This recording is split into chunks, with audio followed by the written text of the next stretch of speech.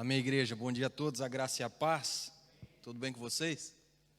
Maravilha. Vamos abrir as nossas Bíblias. Filipenses, capítulo 3. Nós vamos ler do verso 17 até o verso 21 e depois vamos ler o 4, versículo 1. Filipenses 3, 17 até 21 e depois o capítulo 4 e o verso 1. A palavra diz assim: Irmãos, sede imitadores meus e observai os que andam segundo o modelo que tendes em nós. Pois muitos andam entre nós, dos quais repetidas vezes eu vos dizia e agora vos digo, até chorando, que são inimigos da cruz de Cristo. O destino deles é a perdição, o Deus deles é o ventre, e a glória deles está na sua infâmia, visto que só se preocupam com as coisas terrenas. Pois a nossa pátria está nos céus, de onde também aguardamos o Salvador, o Senhor Jesus Cristo, o qual transformará o nosso corpo de humilhação para ser igual ao corpo da sua glória, segundo a eficácia do poder que ele tem, de até subordinar a si todas as coisas. E o 4:1 diz: Portanto, meus irmãos, amados e muito saudosos, minha alegria e coroa, sim, amados, permanecei deste modo firmes no Senhor. Amém? Feche seus olhos. Paizinho, fala conosco nessa manhã. Continua ministrando aos nossos corações e nos ajuda a entender a Tua palavra, compreendê-la e vivê-la. Nós queremos nos conformar com ela para sermos transformados e sermos a imagem do Teu Filho Jesus. Que o Senhor nos conduza, que o Teu Espírito Santo abra o nosso entendimento, as nossas mentes e também o nosso coração. E que o Senhor possa crescer nessa hora, para que cada um de nós venha diminuir em humilhação e humildade diante do Senhor e sermos realmente parecidos contigo. Em nome de Jesus, amém. E graças a Deus, amém. Na quinta-feira nós falamos sobre a sublime experiência de um relacionamento pessoal com Cristo. E nós lemos, não é, também aqui no capítulo 3 de Filipenses, Paulo nos dizendo que considerava todas as coisas como perda para conseguir encontrar e conhecer melhor o Salvador e o Senhor dele, Jesus. Tudo aquilo que ele havia conquistado, todos os seus títulos, toda o seu passado acadêmico, todas as coisas que um dia trouxeram glória para ele, ele considerava como refúgio, como lixo, como perda, pelo simples fato de conhecer a Cristo, ser encontrado em Cristo e poder ter um relacionamento estreito com ele. Hoje eu quero continuar pensando a respeito disso e nós vamos falar sobre o modo como um verdadeiro cristão deve encarar a sua vida aqui na terra. E o tema dessa mensagem é: o verdadeiro cristão vive na terra como um cidadão do céu. Paulo, ele continua abrangendo o seu entendimento a respeito do cristianismo, falando não só das pessoas que compunham a igreja, mas daquelas que queriam destruir a igreja. E ele começa nos ensinando então que haviam os judaizantes que estavam de alguma forma manchando o seu apostolado, querendo ser superiores a ele, e também ensinando que não precisávamos do sacrifício de Jesus para sermos salvos. Precisávamos sim seguir algumas regras e alguns rituais religiosos para conseguir um lugar na eternidade. Paulo continua falando a respeito dessas pessoas.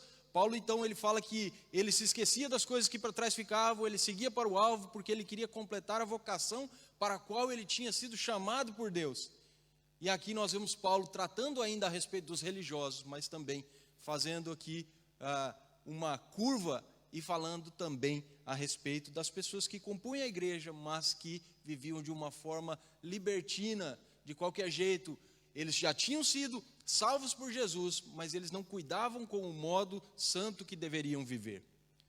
E eu gostaria de falar a respeito de alguns pontos, e o primeiro ponto é: os religiosos e os libertinos são amigos, ou melhor, inimigos da cruz de Cristo. Não só os religiosos que pensam que seguindo regras, seguindo preceitos, seguindo rituais, acham que encontrarão a salvação, que estão em paz com Deus e que um dia irão para o céu, mas também aqueles que estão dentro da igreja e vivem de qualquer jeito. Paulo diz que eles são inimigos da cruz de Cristo. Veja lá comigo o verso 18. Pois muitos andam entre vós, dos quais repetidas vezes eu vos dizia e agora vos digo, até chorando, que são inimigos da cruz de Cristo. Não só os religiosos fazem mal para o corpo de Cristo, mas também as pessoas que estão conosco e se recusam a crescer, se recusam a amadurecer, se recusam a deixar os seus pecados, deixar aquilo que tão de perto os embaraça, para ir livremente correr a carreira que Deus tem proposto a cada um. Esses fazem mal para o corpo. E eles não só são inimigos da igreja, eles são inimigos do evangelho de Jesus, eles são inimigos da mensagem das boas novas, são inimigos inclusive da cruz de Cristo.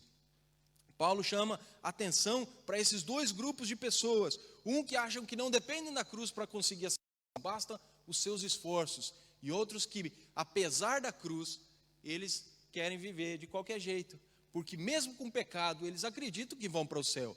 Mas a gente sabe que o céu é um lugar de santidade, porque o céu é a morada do Deus Santo, e só entrará lá aquele que viver também em santidade. A Bíblia ela é muito clara quando ela diz que sem santidade ninguém verá o Senhor. E quando a gente olha para esse texto e para esse contexto, nós nos lembramos da parábola do filho pródigo. O filho que deixa a casa do pai e vai viver de qualquer jeito, de uma forma dissoluta, gastando todo o seu dinheiro, procurando os seus prazeres, procurando satisfazer as suas necessidades básicas, procurando satisfazer os seus desejos pecaminosos, carnais, e ele gasta o seu dinheiro com comida, com bebida, com prostitutas, ele gasta o seu dinheiro na farra, ele gasta o seu dinheiro para conseguir satisfazer todos os seus desejos. Mas aí a gente se lembra do irmão dele, que vivia dentro da casa do pai, que estava junto com o pai, que achava, não é, que tudo aquilo que ele observava e que ele fazia agradavam o pai simplesmente pelo fato de ele ser fiel em todos os seus preceitos. Tudo aquilo que ele precisava observar, ele observava, e ele achava que com isso ele estava agradando o pai. E nós vemos que o pai dele o ensina que simplesmente pelo fato de ele ser filho, e por ele receber a aprovação do pai, é que realmente esse era o fator importante para cumprir aquilo que ele precisava cumprir, que era ser recebido pelo pai de uma forma tão amorosa e tão altruísta. Mas o outro filho, somente quando ele se deu conta de que ele não poderia continuar vivendo do jeito que ele estava vivendo, é que ele volta para casa e o pai o recebe de braços abertos. Olha que interessante, havia um filho religioso dentro de casa e havia um filho totalmente pecaminoso do lado de fora, que se deu conta, pediu perdão, voltou e o pai o recebeu de braços abertos. E o outro teve que entender que não era pelos preceitos que encontraria realmente a aprovação do pai. E nós temos que entender a mesma coisa. Não é por cumprirmos regras que nós iremos para o céu. É por nós amarmos ao Senhor Jesus e entregarmos a nossa vida totalmente a Ele. O nosso passaporte para o céu é através de Jesus, não através da nossa bondade, das nossas obras ou de tudo aquilo que nós talvez consigamos seguir dentro de uma religião. Por outro lado, como já vimos, não adianta simplesmente nós aceitarmos a Jesus e fazermos dele o nosso Senhor e o nosso Salvador. Precisamos viver a nossa vida todos os dias, exercitando essa salvação com temor e tremor, caminhando o caminho da santificação. Amém? Paulo ele diz aqui que pessoas religiosas e pessoas que disseram aceitar a Jesus ou que levantaram a mão entregando-se ao Senhor, mas vivem na prática do pecado, são inimigos da cruz de Cristo. E nós não podemos de maneira nenhuma sermos religiosos, nem sermos essas pessoas pecaminosas, mas também não podemos de maneira nenhuma eleger tais pessoas para serem os nossos modelos. Paulo fala lá no 17, olhem para mim, ou para pessoas como eu, e façam dessas pessoas então modelos para serem seguidos. Porque nós temos essa tendência muitas vezes, né, de achar que dentro da igreja, não é, dentro, digamos assim, do corpo do Senhor, num lugar que nós consideramos e que realmente é, e que nós chamamos de família, nós estamos de alguma forma seguros. E Paulo está falando nesse texto que a gente precisa cuidar, porque às vezes eles estão no nosso meio, e eles se fazem, não é de ovelhas, mas no fundo são lobos devoradores, tanto os religiosos quanto os pecadores. O objetivo deles é fazer com que as pessoas não conheçam a mensagem da salvação ou conheçam essa mensagem de uma forma distorcida. E aí, as pessoas aprendendo errado, elas farão errado, não é mesmo? Elas viverão errado, elas não darão os passos necessários para encontrar perdão e salvação, e aí sim encontrarem a eternidade. Como é que esses religiosos e também como é que esses que se recusam a crescer, que se recusam a amadurecer, que vivem na prática do pecado, agem e fazem isso para minar a igreja e o corpo de Cristo? Ensinam que a salvação é fruto do esforço humano, ao invés de ser uma dádiva divina por meio do Cristo ressuscitado. E também eles desassociam o sacrifício de Jesus da nossa responsabilidade humana. Quando nós tiramos da equação a responsabilidade do homem, nós viveremos de uma forma totalmente errada e não agradaremos o Senhor. Como eu falei, nós precisamos exercitar a salvação diariamente para aí poder realmente fazer tudo aquilo que o Senhor espera de nós. Para uns, Jesus não é suficiente, religiosos, não é? Eles estão sempre preocupados em cumprir as regras, os rituais. Para outros, entretanto, a salvação, ela já está garantida e eles podem viver da maneira que bem lhes entende e bem lhes agrada.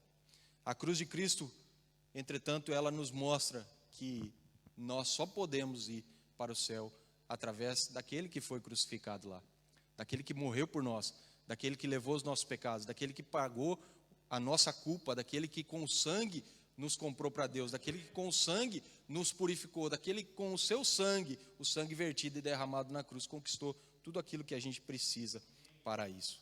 Lucas 13, 23, acompanhe comigo ali na tela, por favor.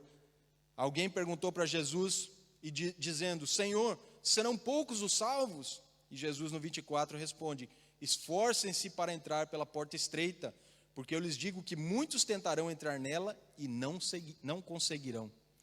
Serão muitos os salvos? Jesus falou: olha, vocês precisam se esforçar. Não dá para viver como as pessoas que simplesmente dizem: eu aceitei a Jesus e eu estou no céu, já é garantia. Não, é preciso esforço para entrar pela porta estreita. Em Mateus 7, 13 a 16, nós lemos: entrem pela porta estreita. Jesus também ensinando: porta larga é a porta, ou melhor, pois larga é a porta e amplo o caminho que leva à perdição, e são muitos os que entram por ela. Como é estreita a porta e apertado o caminho que leva à vida, são poucos os que encontram. Portanto, cuidado com os falsos profetas. Eles vêm a vocês vestidos de pele de ovelha, mas por dentro são lobos devoradores. Vocês os reconhecerão pelos seus frutos. Cuidado, abram o olho, andem de uma forma sábia, saibam quem são os vossos modelos, saibam quem são os vossos exemplos, mas também sejam esses modelos e esses exemplos para outros. Não sejam religiosos, mas também não sejam pecadores. Tanto um quanto o outro, no final das contas, não encontrarão a salvação. Sejam realmente verdadeiros cristãos, que olham para Jesus, põem nele a sua confiança, seguem todos os seus mandamentos e lhe agradam em todas as situações. Vivam nessa terra com o pensamento no céu.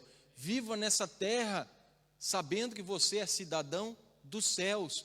Você não pertence a essa terra, você está aqui de passagem. Nós somos peregrinos, nós não precisamos viver amarrados às coisas desse mundo. Nós não temos que ajuntar tesouros aqui, nós temos que ajuntar no céu, porque é lá que nós passaremos a maior parte da nossa vida, toda a eternidade. Pensa comigo, o que são 70, 80, 90, 100 anos comparado com toda a eternidade? A gente se esforça, a gente se esfola, a gente se desgasta, correndo atrás daquilo que perece. E a maioria do tempo que nós viveremos lá e não aqui. Por isso Jesus fala: o tesouro de vocês tem que estar no céu. É lá que vocês têm que amealhar, é lá que vocês têm que acumular. Lá o ladrão não rouba, lá a traça não estraga, lá a ferrugem não toma conta. Faça depósitos constantes todos os dias, lá no banco do céu, não aqui. Isso serve para todas as áreas da nossa vida.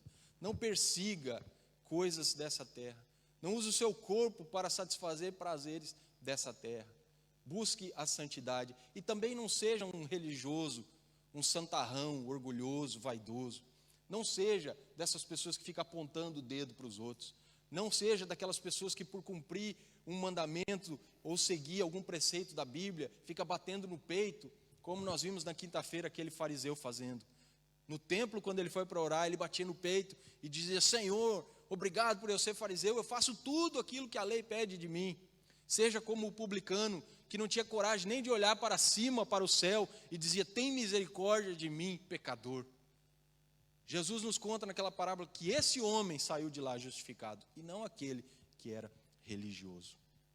Paulo, ele alerta também os irmãos de Roma com relação a essas coisas, porque as igrejas, elas são compostas de todos os tipos de pessoas.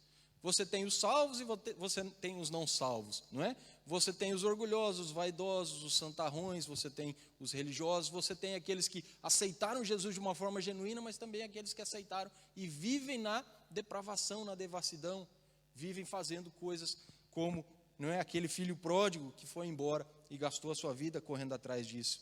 E no capítulo 16, versos 17 e 18, nós lemos Paulo falando aos romanos: recomendo-lhes, irmãos, que tomem cuidado com aqueles que causam divisões e colocam obstáculos ao ensino que vocês têm recebido. Afastem-se deles, pois essas pessoas não estão servindo a Cristo nosso Senhor, mas aos seus próprios apetites, mediante palavras suaves e bajulação, enganam o coração dos ingênuos.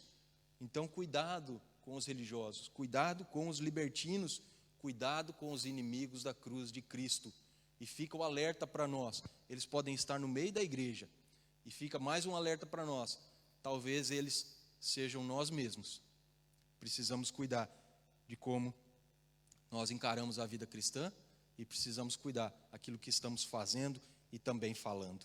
Segundo ponto: o destino deles é a perdição, pois estão interessados nas coisas materiais e não nas espirituais. O destino deles é a perdição, pois estão interessados nas coisas materiais e não nas espirituais. Acompanhe comigo aí o verso 19 do capítulo 3.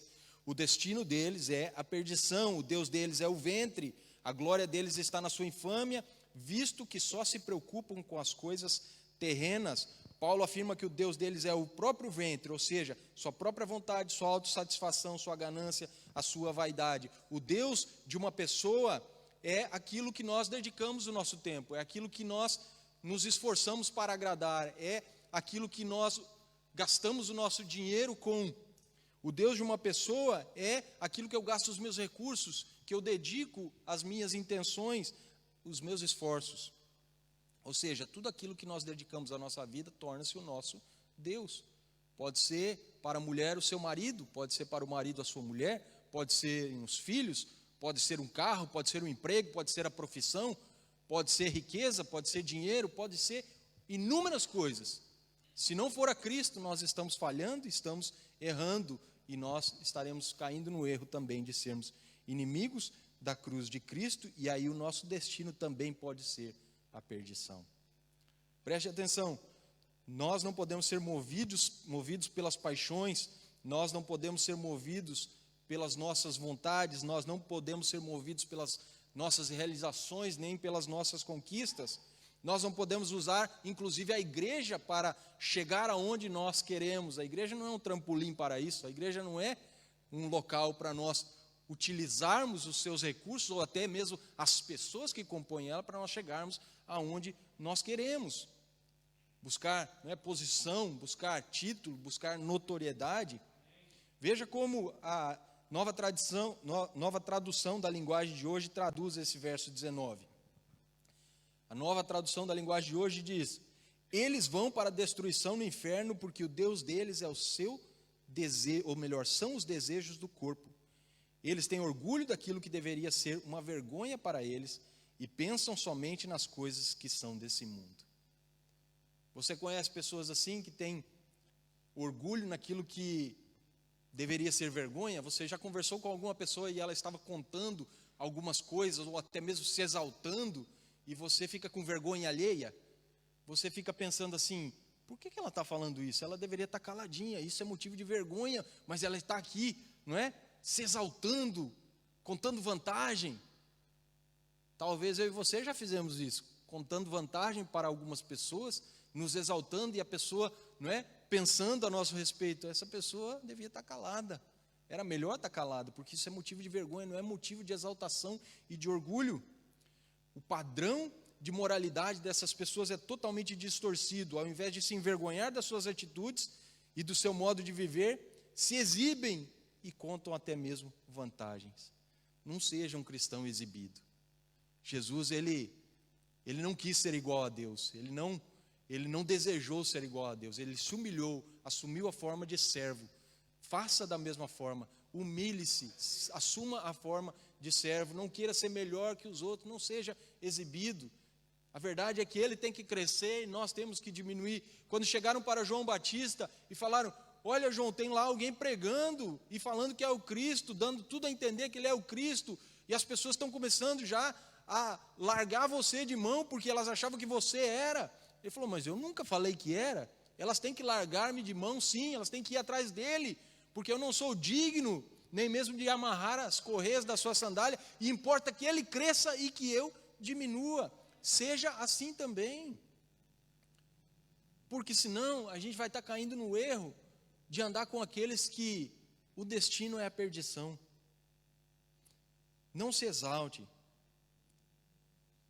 Essas pessoas, elas querem se sobressair sempre, elas querem aparecer sempre, elas querem levar vantagem sempre, elas querem se aproveitar de situações e de pessoas sempre. Mesmo quando elas falam do céu, o que as motiva a fazer isso são as coisas aqui da terra. Cuidado com o que você ouve, cuidado com o que você vê, cuidado com o que vira motivo de meditação na sua cabeça, na sua mente. Cuidado com quem ministra a sua vida, cuidado com o que você lê. Não dê espaço. A Bíblia fala que o diabo, ele se disfarça até mesmo de anjo de luz para nos enganar, e se possível ele vai enganar até mesmo os eleitos. Essas pessoas não têm uma perspectiva eterna, elas não têm uma perspectiva do que tem mais valor, como nós vimos na quinta-feira, do que é sublime, do que é importante, do que é superior. A agenda delas é baseada nos seus próprios interesses, nos seus interesses mundanos. Elas amam o dinheiro, são avarentas, são consumistas, buscam de forma obcecada poder e também ser influentes. E é interessante, quanto mais parecidos com Jesus nós somos, não por causa desses motivos todos que estamos falando, nós seremos cada vez mais influentes. Jesus era uma pessoa simples, mas altamente influente. E todas as pessoas religiosas que nós vemos na Bíblia, elas tentam ser influentes de todas as formas, e muitas delas fracassam de uma forma vergonhosa. Pense nisso. Tudo que essas pessoas querem é seguir pelo caminho do prazer. Por isso elas rejeitam a cruz de Cristo, porque a cruz de Cristo é símbolo de renúncia e de compromisso. Jesus diz: você quer me seguir? Negue-se a si mesmo. E aí tome a sua cruz e venha atrás de mim. Repare, ele não diz para nós pegarmos a nossa cruz e seguirmos atrás dele diretamente. Ele diz: primeiro negue-se a si mesmo, depois tome a minha cruz, símbolo de compromisso, e aí siga-me.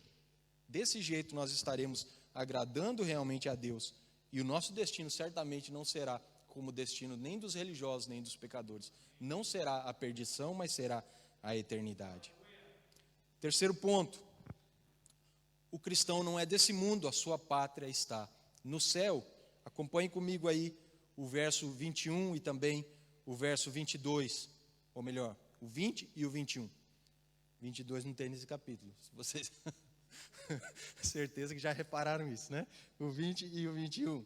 Pois a nossa pátria está nos céus, de onde também aguardamos o Salvador, o Senhor Jesus Cristo, o qual transformará nosso corpo de humilhação para ser igual ao corpo da glória, segundo a eficácia do poder que ele tem até de subordinar a si todas as coisas. Eu acho interessante Paulo falando, esse corpo de humilhação.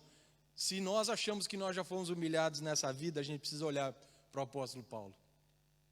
A gente precisa olhar para Jesus, não é? Só na noite em que Jesus foi traído, veja o que lhe aconteceu.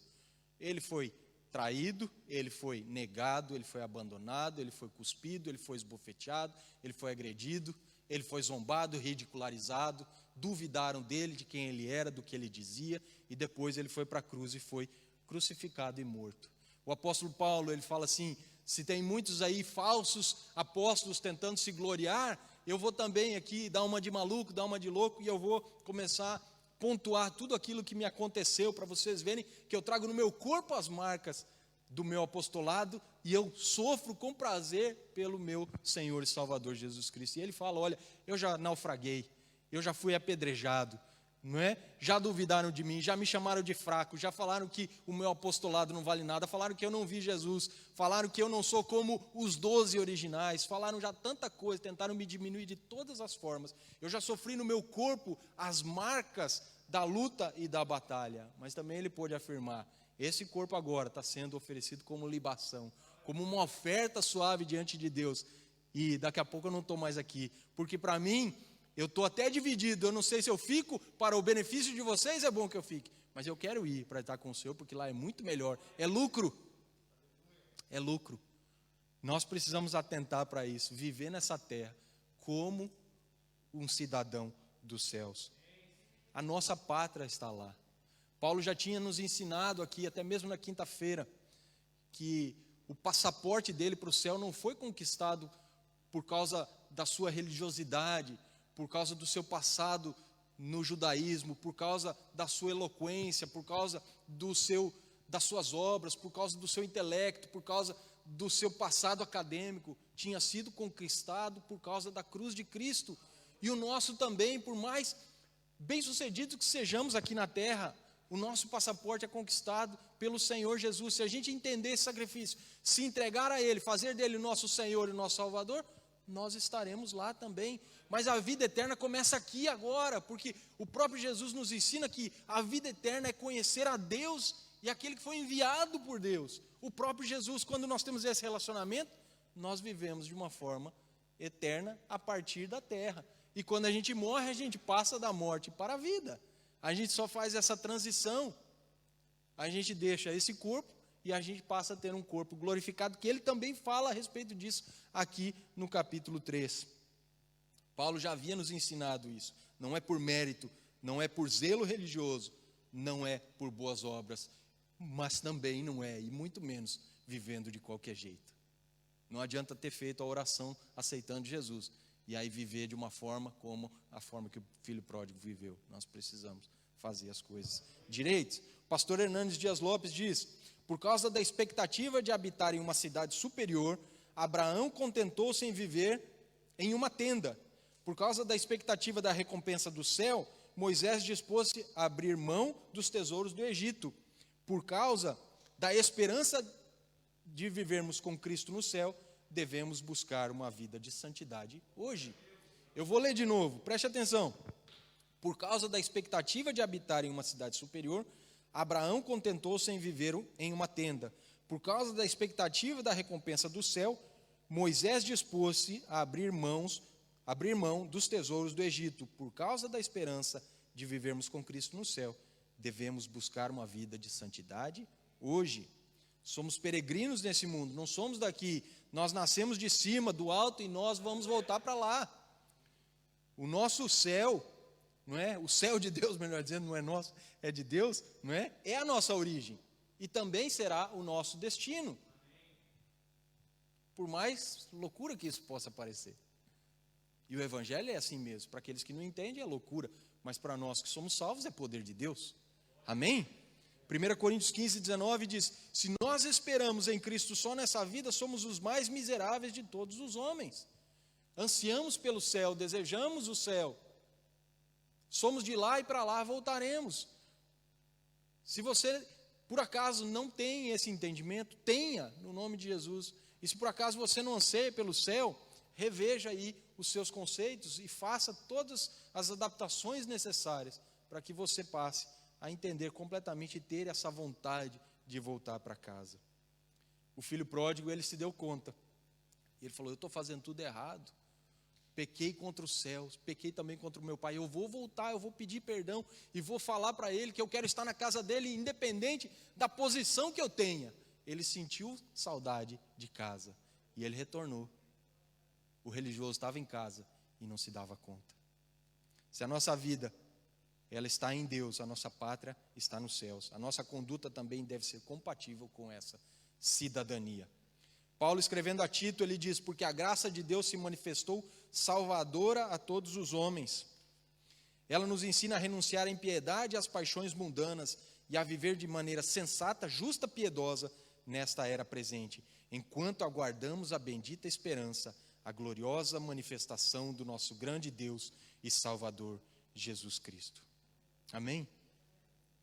Todos os dias a gente aguarda, com bendita esperança, a gloriosa manifestação do nosso grande Deus e Salvador, Jesus Cristo. Enquanto nós andamos renunciando à impiedade, às paixões humanas, vivendo de maneira sensata, justa e piedosa nessa presente era. Por quê? Porque a graça de Deus se manifestou salvadora na nossa vida. Nós somos cidadãos dos céus e é de lá que Cristo virá para nos buscar. Portanto, permaneçam firmes no Senhor. Capítulo 4, verso 1. Meus irmãos amados e muito saudosos, minha alegria e minha coroa, sim, amados, permanecei deste modo firmes no Senhor. Certamente o Senhor voltará. É certo que Ele vai voltar. Não sabemos quando, temos que viver de forma vigilante, mas Ele voltará. Certamente Ele voltará e transformará os nossos corpos, que são, não é?